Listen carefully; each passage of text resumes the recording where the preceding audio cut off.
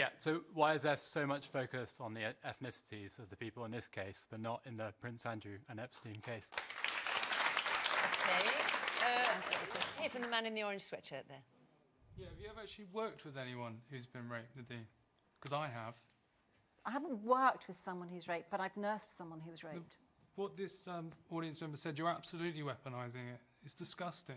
I don't think calling for the victims to have their voices... You're using it for I'm political sorry, ends. I completely That's refute what you say. Calling for a parliamentary commission when nobody tells these girls what they can say or how they can say it, which is one of their complaints, that all of their questions, all of their issues are being filtered. I don't think calling for them to have the ability to have their voices heard, to have it televised, not to be filtered, not to be tampered with, in a cross-party parliamentary commission is weaponising anything. Well, that's after you've bashed your opponent politicians for a good portion of your speech. So it's all well and good talking about cross-party, but you're using it to get favour with the people who are sympathetic to your views. It's disgusting. We're talking about rape victims. Absolutely. It's bigger than optics. It's a disgrace. All right, let's get round our panel. Mariella. I think I very much agree with what the lady in the glasses hi, said a moment ago, because I think that, you know, this is obviously a much larger issue. I think it's really important that the victims' voices are heard.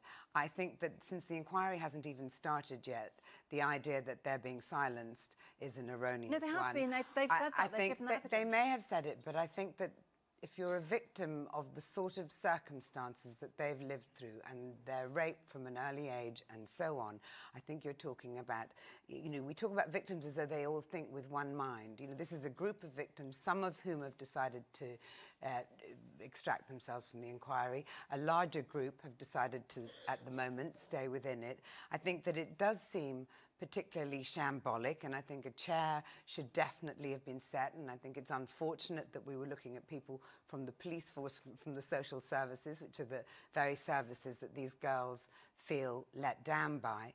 I think that Jess Phillips has done incredible work about violence against women, and I'm not sure that I really understand what it is that she's supposed to have done wrong in this situation. Lied. and why lied about what? What has she lied about? I mean, that's a really big accusation. Well, it's not my make. accusation. And you know for sure that Jess Phillips has lied about something. So it's actually been proven, that dispatch box on Tuesday. Wait, what's been proven? So what's been proven? The actual details are that she denied that the terms of reference of the inquiry, the girls had asked for it to be expanded, and Jess Phillips. See, I could help you out here, Nadine, but you're the one making the allegation. I know, but you're the one making the allegation, so I presume you can stand it up. So she said the actual words of what it was that she said on Tuesday.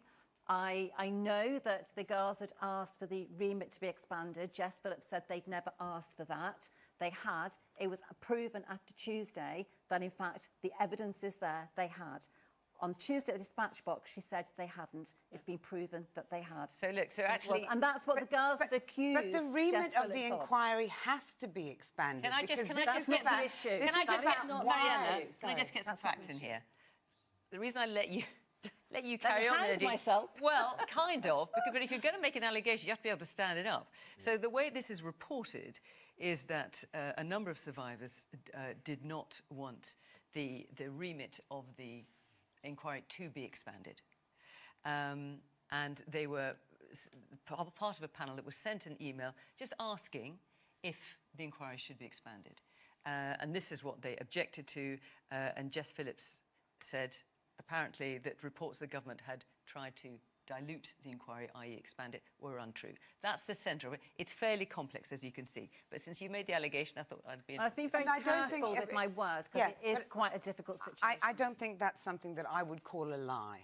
You know, and well, I think that the language the victims are. and the language that's used constantly at the moment. Okay. If I could just finish my sentence, of this, Nadine. Mariella. And Hang on. Let Mariella finish, and then we're going to let other people The come. language that you use in relation to something that I think is incredibly sensitive and that most people want to see the best route taken is incredibly inflammatory, whether it's about the ethnicity of the perpetrators, whether it's about ministers lying. I don't really understand the principle and the point in escalating it like this. I think that what we want is an inquiry that illustrates how this could have happened, what we want to know, and that's why I think that that Jess Phillips does actually want to expand the inquiry to an extent, because we know who the perpetrators were in this instance, and many of them have gone to jail. But what we need to understand is how this could happen in Britain today, how these girls could be abused in the way they were, and it be looked over and bypassed and ignored. And that's what's important, to get to the heart of that.